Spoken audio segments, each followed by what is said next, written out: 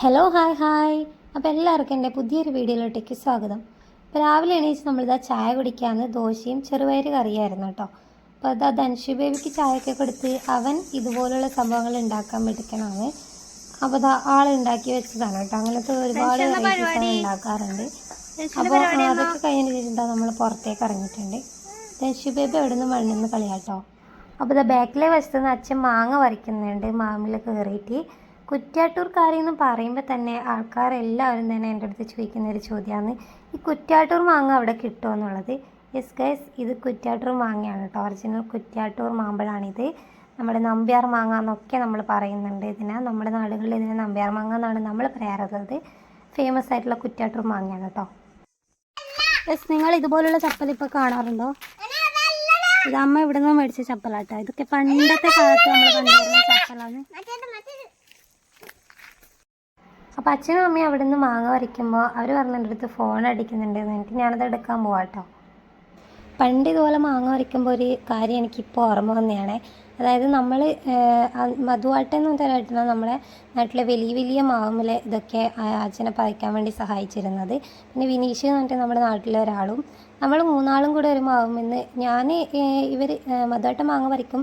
അപ്പോൾ ഈ മാങ്ങ പിടിക്കുന്നത് വിനീഷിൻ്റെ ജോലിയാണ്. മാങ്ങ തുടക്കൽ എൻ്റെ ജോലിയാണ് കേട്ടോ. കുത്തനെ വെക്കുക, അത് തുടച്ചെടുക്കുക, അതെല്ലാം എൻ്റെ ജോലിയാണ്. ബാക്കിയുള്ളവർ കുറച്ച് അങ്ങോട്ട് മാറിയിട്ട് ഒരു മാവുമെന്ന് മാങ്ങ പറിക്കുന്നുണ്ടായിരുന്നു. അപ്പം ഈ വിനീഷ് എന്ന് പറയുന്ന ആൾക്ക് എന്തോ പുഴുവെങ്ങാനും തട്ടിയിട്ട് അവന് പെട്ടെന്ന് വീട്ടിലേക്ക് പോകേണ്ടി വന്നു കേട്ടോ. അത് കുളിച്ച് മാറ്റാൻ വേണ്ടിയിട്ട്, ഡ്രസ്സൊക്കെ ചേഞ്ച് ചെയ്ത് വരാൻ വേണ്ടിയിട്ട്. അപ്പോൾ ഈ മാവുമ്പിലുള്ള മധുവട്ടനും ഞാൻ താഴെ നിൽക്കുന്നത് ഞാനും മാത്രമായി. എനിക്കാണെങ്കിൽ ഈ അമ്മ പിടിക്കുന്ന പോലെ മാങ്ങ പിടിക്കാനൊന്നും അറിയത്തേ ഇല്ല. അതിപ്പോൾ കാണിക്കുന്നത് പോലെ. അന്നാണ് ഞാൻ ആദ്യമായിട്ട് ഇതുപോലെ മാങ്ങ പിടിച്ചത് കേട്ടോ. അപ്പോൾ വിനീഷ് അങ്ങോട്ട് പോയപ്പോൾ തന്നെ എനിക്ക് നല്ല രീതിക്ക് ടെൻഷൻ തുടങ്ങിയിട്ടുണ്ടായിരുന്നു. കാരണം എന്നോടെങ്കിലും പിടിക്കാൻ പറയുമോ എന്നുള്ളൊരു ടെൻഷൻ കേട്ടോ. അപ്പോൾ ഞാൻ വിചാരിച്ച പോലെ തന്നെ സംഭവിച്ചു. മധുവായിട്ട് എന്നോട് ചോദിച്ചു, മോളെ നിനക്ക് ഈ മാങ്ങ ഒന്നും പിടിക്കാൻ പറ്റുമോ? ആൾക്കാണെങ്കിൽ മേലെ ഇരിക്കുന്ന മാങ്ങ എങ്ങനെയെങ്കിലും താഴെ എത്തിക്കണമല്ലോ. അപ്പോൾ ഇതുപോലെ ചാക്കിട്ട് പിടിക്കാൻ വേണ്ടിയിട്ട് എൻ്റെ അടുത്ത് പറ്റുമോ നോക്കാൻ വേണ്ടി പറഞ്ഞു. അപ്പോൾ ആൾ മേലെ നിന്ന് ചാടിത്തരുന്ന മാങ്ങ അത്രയും ഹൈറ്റ് നണ്ട് നല്ല ഉയരമുള്ള മാവാണ്. അന്ന് ചാടിത്തരുന്ന മാങ്ങ ഫുള്ള് ഞാൻ നല്ല ഭംഗിയായിട്ട് തറയിലിട്ട് പൊടിച്ചിട്ടുണ്ടായിരുന്നു. എനിക്ക് ഒരെണ്ണം പോലും പിടിക്കാൻ പറ്റിയിട്ടില്ല. പക്ഷേ പിന്നീട് അങ്ങോട്ട് ഞാനതിൽ എക്സ്പേർട്ടായിരുന്നു ഗൈസ്. കുറ്റ്യാട്ടൂർ മാങ്ങയുടെ ടേസ്റ്റ് എല്ലാവരും ഒരുപോലെ ഇഷ്ടപ്പെടാൻ കാരണം വേറൊന്നല്ല, നല്ല ഓർഗാനിക്കായിട്ട് പഴുത്ത മാങ്ങയാണെങ്കിൽ അതിന് അത്രയും ടേസ്റ്റി ആയിരിക്കും. നല്ല തേന് പോലെ ഉണ്ടാവും കേട്ടോ കഴിക്കുമ്പോൾ. പണ്ട് നമുക്ക് ഒരുപാട് ചോണൻ ഉറുമ്പിൻ്റെ കടിയൊക്കെ കിട്ടിയിട്ടുണ്ട്. അതായത് എൻ്റെ അച്ഛന് പണ്ട് മാങ്ങ ബിസിനസ് ആയിരുന്നു പണി. മാങ്ങാപ്പാട്ടം, അതായത് നാടുകളിലൊക്കെയുള്ള മാങ്ങ ഇതുപോലെ പാട്ടത്തിനെടുത്തിട്ട് അതിൽ നിന്നുള്ള മാങ്ങ പറിച്ച് വിൽക്കുന്ന പരിപാടി കേട്ടോ. അപ്പോൾ അത് നല്ല മെനക്കെട്ട പരിപാടിയാണ്. അതുകൊണ്ട് തന്നെ കുറേ ആൾക്കാരും ഉണ്ടായിരുന്നു ഇതുപോലെ പറപ്പിച്ചിട്ട് വെക്കാൻ വേണ്ടിയിട്ട്. മാങ്ങ ഇതുപോലെ പറിക്കാനും പിന്നെ അതിൻ്റെ കൂടെ നമ്മളും പോവുമായിരുന്നു കേട്ടോ. പറിക്കാനും മാങ്ങ തുടക്കാനോ പിന്നെ മാങ്ങ കടത്താനോ അങ്ങനെയൊക്കെ ഒരുപാട് ആൾക്കാർ വരാറുണ്ട് നമ്മുടെ കൂടെ. അപ്പോൾ ഒരുപാട് നാൾ ആ ഒരു ബിസിനസ് ഉണ്ടായിരുന്നു. പിന്നെ ഇത് മെനക്കെട്ട പരിപാടിയാണ്. അതുകൊണ്ട് തന്നെ നല്ല പണിയുണ്ട്, പണച്ചെലവും ഒക്കെയുള്ള കാര്യം തന്നെയാണ്. ഇതിപ്പോൾ ഞാൻ മാങ്ങ പിടിക്കുന്നുണ്ട് കേട്ടോ. കുറേ നാൾ പണ്ടൊക്കെ നമ്മളിതുപോലെ പോകലുണ്ട് അച്ഛൻ്റെ കൂടെ മാങ്ങ പറിക്കാൻ. അതിൻ്റെ ഒരു എക്സ്പീരിയൻസ് ഉണ്ട്. അപ്പോൾ അമ്മ ചെയ്യുന്നുണ്ട്, അപ്പോൾ എനിക്കും കൂടെ ചെയ്യണം എന്നൊരാഗ്രഹം തോന്നി ചെയ്തതാണ് കേട്ടോ. അപ്പോൾ ഇപ്പം എന്താ ചെയ്യാത്തതെന്ന് വെച്ചാൽ ഇതിപ്പോൾ നമുക്ക് കഴിക്കാനുള്ള മാങ്ങ മാത്രമാണ് പറിച്ചെടുക്കുന്നത്. നമ്മളങ്ങനെ പാട്ടെടുക്കാറില്ല. അത് ഭയങ്കര പണിയാണ് ഗൈസ്.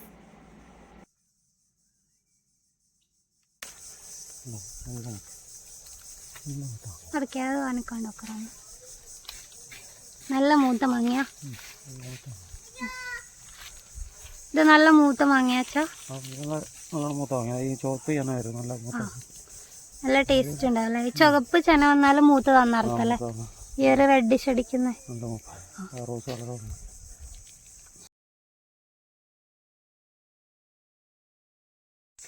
ഇവിടെ ഇഷ്ടം പോലെ മാങ്ങ അരച്ച് വെച്ചിട്ടുണ്ട്. ഈ ഒരു ചെറിയ മാവുമെന്ന് കിട്ടിയ മാങ്ങയാണ് ഇത് ഫുള്ള്. ഇവിടെയൊക്കെ ഇങ്ങനെ വെച്ചിട്ടുണ്ട്. ആ ചാക്കൊന്ന് മാറ്റിയമ്മ. ഇതധികം വെയിൽ കൊണ്ടുവിടല്ലോ. കുറച്ച് വെയിൽ കൊള്ളിക്കുക, എന്നെങ്കിൽ വേഗം പഴുക്കും. എങ്ങനെ? കുറച്ച് സമയം, ഒരു അരമണിക്കൂർ സമയം ഒരു വെയിലത്ത് വെക്കണം. കുറച്ച് വെയിലിന് വെച്ചാൽ പിന്നെ പഴുക്കാൻ ഈസിയായിരിക്കും. ഓക്കെ. അപ്പോൾ ഇത് ഇവിടെ ഇതിൻ്റെ ചെന വാർന്നു പോകാൻ വേണ്ടി വെച്ചേക്കല്ലേ? ഇതിന്ന് വരുന്ന ആ ഒരു ലിക്വിഡ് അല്ലേ, അതിന് നമ്മൾ പറയുന്നത് ഇതിൻ്റെ ചെന എന്നാണ്. അത് വാർന്നു പോയിട്ടില്ലെങ്കിൽ എന്നാ പ്രശ്നം? വാർന്നെങ്കിലും മാങ്ങ അതിന്റെ മേലെല്ലാം ആയി വൃത്തിയേടാകും. അപ്പോൾ മാങ്ങ പഴുക്കുമ്പോൾ നല്ല സുന്ദരനായി ഇരിക്കണമെങ്കിൽ ഈ ചെന ഫുള്ള് വാർന്നു പോകണം. അത് കറയാണ്. അപ്പം അത് വാർന്നു പോയിട്ടില്ലെങ്കിൽ ഈ മാങ്ങയിലൂടെ ഇങ്ങനെ ഒലിച്ചിറങ്ങിയിട്ട് മാങ്ങ കാണാൻ ഒരു ഭംഗി ഉണ്ടാവില്ല എന്ന് പറയാം. അപ്പോൾ അത് ഫുള്ള് അതിൻ്റെ ഞെട്ട് ഇവിടെ ഒട്ടിച്ച് വെച്ചിട്ട് ഇവിടെ കുത്തനെ വെച്ചിട്ടുണ്ട്. ഇനി എന്നിട്ട് ഇത് തുടച്ചതിന് ശേഷം മാത്രമല്ലേ എടുത്ത് നോക്കൂ? ഇതിൻ്റെ മുട്ട് തുടച്ചിട്ടാണ് കുഴപ്പിക്കാൻ വെക്കുന്നത്. അപ്പം ഇങ്ങനെ മാങ്ങേൻ്റെ മൊത്ത് ഇങ്ങനെ നേരെ കുത്തി വെച്ചിട്ടുണ്ട്. അപ്പോൾ അതിലുള്ള ചെനയൊക്കെ ഫുള്ള് വാർന്നു പോയിട്ടാകുമ്പോൾ ആ മാങ്ങനെ നമ്മൾ എന്താ പറയുക ഒരു തുണി വെച്ച് തുടച്ചെടുക്കണം കേട്ടോ. അപ്പോൾ ആദ്യമായിട്ടൊക്കെ ചെയ്യുന്നവർക്ക് ചിലപ്പോൾ ഇതിൻ്റെ ചെന പൊള്ളാൻ വേണ്ടിയിട്ടുള്ള ചാൻസ് ഉണ്ട്. പണ്ട് നമ്മൾ ഫസ്റ്റ് ടൈമൊക്കെ ചെയ്യുമ്പം നല്ല രീതിക്ക് കയ്യിലൊക്കെ പൊള്ളലൊക്കെ വന്നിട്ടുണ്ടായിരുന്നു. ഭയങ്കരമായിട്ടുള്ള എന്നാലും ചെറിയ രീതിക്ക് ഉണ്ടായിരുന്നു.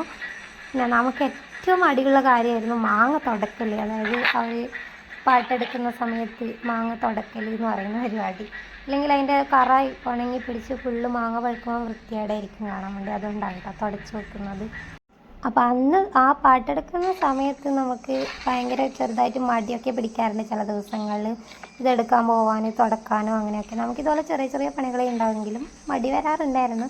പക്ഷേ ഇന്ന് അതൊക്കെ നല്ല രീതിക്ക് മിസ് ചെയ്യുന്നുണ്ട് കേട്ടോ. നമ്മൾ കുറേ ആൾക്കാരൊക്കെ ആയിട്ട് അങ്ങനെ അതൊരു നല്ല രസമായിരുന്നു. ഓർക്കുമ്പോൾ തന്നെ നല്ല രസമുണ്ട്. പിന്നെ ഈ മാങ്ങ ഇത് നമ്മൾ ഈ പറിച്ചുകൊണ്ടിരുന്ന മാങ്ങ നമുക്ക് പഴുപ്പിക്കാൻ വെക്കണമല്ലോ. അങ്ങനെ പഴുപ്പിക്കാൻ വെക്കണമെങ്കിൽ നമ്മൾ വീട്ടിൻ്റെ ഉള്ളിലും പുറകുവശത്തും പിന്നെ നമ്മൾ പുറത്ത് എക്സ്ട്രാ ഷെഡൊക്കെ കെട്ടിയിട്ടാണ് അത് പഴുപ്പിച്ചുകൊണ്ടിരുന്നത്. ഒട്ടും സ്ഥലം ഉണ്ടാവില്ല കേട്ടോ വീട്ടിൽ ആ സമയത്ത്. അതൊരു 3-4 ദിവസം എടുക്കും പഴുക്കാനായിട്ട്. അപ്പം അങ്ങനെയുള്ള പഴുത്ത് കഴിഞ്ഞ മാങ്ങ പിന്നെ നമ്മൾ ദൂരെ കൊണ്ടുപോയിട്ട് വിൽക്കും. പിന്നെ നമ്മൾ നാട്ടുകാർക്ക് അങ്ങനെ വരുന്നവർക്കൊക്കെ കൊടുക്കാറുണ്ട് കേട്ടോ. അപ്പോൾ അതാണ് നമ്മുടെ മാങ്ങ ബിസിനസ്സിൻ്റെ നല്ല ഓർക്കാൻ രസമുള്ള കുറേ ഓർമ്മകൾ. ഇത് മൺപയറാമേ, വൺപയറാണിത്. ഇതിൻ്റെ ഇടയിൽ പയർ കണ്ടോ? ധൻഷുടിൻ്റെ ഇതെന്നാ കയ്പൊക്കെ കൊണ്ടാട്ടാക്കാൻ വേണ്ടിയിട്ട് മുറിച്ചിടലാ. കയ്പൊക്കെ കൊണ്ടാട്ടാക്കാം, നല്ല ടേസ്റ്റ് അല്ലേ കയ്പൊക്കെ കൊണ്ടാട്ടുണ്ടായാല്. അപ്പം അതാക്കാൻ വേണ്ടി അമ്മ മുറിച്ചിടുന്നതാണ്. ഇത് വട്ടത്തിലും അല്ലെങ്കിൽ നീളത്തിലും മുറിച്ചിടാം അല്ലേ? പൊതുവെ റൗണ്ടിലല്ലേ അമ്മ മുറിച്ചിടല്? നീളത്തിലും. ഓക്കെ. കയ്പക്കൊക്കെ ഇഷ്ടം പോലെ ഉണ്ടായിരുന്നു. അല്ല ഏകദേശം കഴിഞ്ഞല്ലേ? അങ്ങനെ അതൊക്കെ കഴിഞ്ഞ് ധൻഷു ബേബിക്ക് കഴിക്കാനും ഞാൻ മാങ്ങ കൊടുത്തിട്ടുണ്ടായിരുന്നു. അതിൻ്റെ വീഡിയോ ഒന്നും എടുക്കാൻ വിട്ടുപോയിട്ടുണ്ടായിരുന്നു. കുറച്ച് പച്ചക്കറി ആയിട്ട് നമ്മളിപ്പോൾ പോകുന്നത് നമ്മുടെ വായനശാലയ്ക്ക് ഇന്ന് വാർഷികാഘോഷമാണ് കേട്ടോ. അപ്പം അതിൻ്റെ ഭാഗമായിട്ട് കുറച്ച് വുഡ് റെഡിയാക്കുന്നുണ്ട്. അപ്പോൾ അത് കൊടുക്കാൻ വേണ്ടി പോയിട്ട് തിരിച്ച് ഞാൻ വീട്ടിലേക്ക് എത്തിയിട്ടുണ്ട്. അപ്പോൾ ധൻഷു ബേബി ഓടി പോകുന്നുണ്ട് വീട്ടിലേക്ക്. അപ്പോൾ ഇനി നമ്മളെ പരിപാടി അതിന് ശേഷം ഞാനൊരു മാങ്ങ അരിഞ്ഞ് തന്നിട്ടുണ്ട്. അതിൻ്റെ കൊരട്ട ഈമ്പുന്ന രംഗങ്ങളാണ് കണ്ടുകൊണ്ടിരിക്കുന്നത്. കഴിഞ്ഞ ധൻഷു ബേബിക്ക് ചോറൊക്കെ കൊടുത്തതിന് ശേഷം നമ്മളിതാ ഉറങ്ങാൻ വേണ്ടി കിടന്നിട്ടുണ്ട്. നമ്മൾ ബാൽക്കണിയിൽ ആണ് ഉച്ച സമയത്തൊക്കെ കിടക്കുന്നത്. കാരണം നല്ല കാറ്റുണ്ടാകും, നല്ല അടിപൊളിയാണ് ഇവിടെ കിടക്കാനായിട്ട്. അപ്പോൾ ധൻഷു ബേബി കൈ വെച്ചിട്ടാണ് കേട്ടോ അതിൻ്റെ വീഡിയോ ഫുള്ളല്ലാത്തത്. അങ്ങനെ വീണ്ടും നമ്മുടെ സമയം ഒരുപാട് കടന്നു പോയിട്ടുണ്ട്. നേരം നല്ലപോലെ ഇരുട്ടിയിട്ടുണ്ട്. ഒരു 7 മണി ആ ഒരു സമയമൊക്കെ കഴിഞ്ഞിട്ടുണ്ട്. അതായത് ഇപ്പം എൻ്റെ വല്യമ്മേൻ്റെ വീട്ടിലാണ് കേട്ടോ ഉള്ളത്. യശോദ വല്യമ്മേൻ്റെ വീട്ടിലാണ്. അവിടുന്ന് ചക്ക കഴിക്കുകയാണ് കേട്ടോ. അപ്പോൾ വല്യമ്മേൻ്റെ മോള് ഏച്ചി വരുമ്പം ചക്ക ഒക്കെ വെച്ചിട്ട് എടുത്തിട്ടാണ് വന്നിട്ടുണ്ടായത്. അപ്പോൾ അത് നമ്മൾ കഴിക്കാം കേട്ടോ. ഏച്ചി വാർഷികം കാണാൻ വേണ്ടിയിട്ട്, വാർഷിക പരിപാടി കാണാൻ വേണ്ടിയിട്ടാണ് വന്നത്. വായനശാലേൻ്റെ വാർഷികമാണെന്ന് ഞാൻ പറഞ്ഞിട്ടുണ്ടല്ലോ. അപ്പോൾ ഇതൊക്കെ ഭയങ്കര നൊസ്റ്റു അടിക്കുന്നുണ്ട് കേട്ടോ നമുക്ക്. അതായത് എൻ്റെ വല്യമ്മക്ക് 5 പെൺമക്കളാണ്. അപ്പോൾ എല്ലാവരെയും കല്യാണം കഴിച്ച് കൊണ്ടുപോയി. അപ്പോൾ ഇതൊക്കെ നമ്മളെല്ലാവരും കൂടെ പണ്ടൊക്കെ ഇതുപോലെ കൂടാറുണ്ട്. അപ്പോൾ കുട്ടികളുടെ ഡാൻസ്, ആ മഞ്ഞ കുപ്പായിട്ട കുട്ടി എൻ്റെ പിന്നെ നാട്ടിലാണ്. എൻ്റെ അനിയത്തിയുടെ ഫ്രണ്ടിൻ്റെ മോളാണത്. ചെറിയ മോളാണ്. നല്ല അടിപൊളിയായിട്ട് ആ കുട്ടി കളിച്ചിട്ടുണ്ടായിരുന്നു കേട്ടോ. അപ്പോൾ അതൊക്കെ കഴിഞ്ഞ് ഞാനത് കോപ്പിറൈറ്റ് കിട്ടുന്നുണ്ട്. അതിൻ്റെ സോങ്ങൊന്നും ഞാൻ ആഡ് ചെയ്തിട്ടില്ല. ജസ്റ്റ് ഒരു പാട്ട് മാത്രമേ കാണിച്ചിട്ടുള്ളൂ. പിന്നെ ചെറിയതായിട്ടൊരു വെടിക്കെട്ട് ഉണ്ടായിരുന്നു. അത് ഞാൻ ജസ്റ്റ് ഒന്ന് വീഡിയോ എടുത്തതാണ്. നല്ലവണ്ണം പൊട്ടുന്നത് എനിക്ക് വീഡിയോ എടുക്കാൻ വേണ്ടി പറ്റിയില്ല. അപ്പോഴേക്കും ധൻഷു ബേബി ഉറങ്ങിയോണ്ട് ഫോൺ അങ്ങനെ യൂസ് ചെയ്യാൻ വേണ്ടി പറ്റിയിട്ടുണ്ടായിരുന്നില്ല കേട്ടോ. അപ്പം നാടകം ഉണ്ട്. ഇത് കഴിഞ്ഞ പാടെ ഇനി നാടകമാണ് കേട്ടോ. നാടകം ഉള്ളത് കൊണ്ടാണ് ഞാൻ മെയിനായിട്ട് വന്നിട്ടുണ്ടായത്. എനിക്ക് ഭയങ്കര ഇഷ്ടമാണ് നാടകം കാണാൻ വേണ്ടിയിട്ട്. അപ്പോൾ കൃഷിയുമായി ബന്ധപ്പെട്ടിട്ടുള്ള കണ്ടൻ്റ് ആയിരുന്നു കേട്ടോ നാടകം. അപ്പോൾ നാടകമൊക്കെ അത്യാവശ്യം നല്ല മികച്ച നാടകം തന്നെയായിരുന്നു. പക്ഷെ അത് എല്ലാ ആൾക്കാർക്കും എൻജോയ് ചെയ്യാൻ പറ്റിയതായിരുന്നു എന്ന് എനിക്ക് തോന്നിയിട്ടില്ല. കാരണം കൃഷി ആണ് അതിൻ്റെ അകത്ത് മെയിനായിട്ട് എടുത്തിട്ട് വന്നത്. അപ്പോൾ നല്ല നാടകമൊക്കെ ആയിരുന്നു, നാടകത്തിനെ കുറ്റം പറഞ്ഞതല്ല. പക്ഷേ എങ്കിൽ ഇങ്ങനെയുള്ള പരിപാടി ഒക്കെ വെക്കുമ്പം എല്ലാ ടൈപ്പ് ആൾക്കാർക്കും ഒന്ന് എൻജോയ് ചെയ്യാൻ വേണ്ടി പറ്റിയ ഇതിൽ ഉള്ളതെന്തെങ്കിലും പരിപാടി വെക്കുന്നതായിരിക്കും നല്ലതെന്ന് എനിക്ക് തോന്നിയിട്ടുണ്ട്. ജസ്റ്റ് പറഞ്ഞതേ ഉള്ളൂ. അപ്പോൾ ഇന്നത്തെ വീഡിയോ ഇത്ര മാത്രമേ ഉള്ളൂ. ഈ വീഡിയോ ഇഷ്ടപ്പെട്ടിട്ടുണ്ടെങ്കിൽ ലൈക്ക് ചെയ്യുക, ഷെയർ ചെയ്യുക, കമൻറ്റ് ചെയ്യുക. പുതിയൊരു വീഡിയോ ആയിട്ട് ഞാൻ വീണ്ടും വരാം. അതുവരേക്കും എല്ലാവർക്കും ബൈ ബൈ.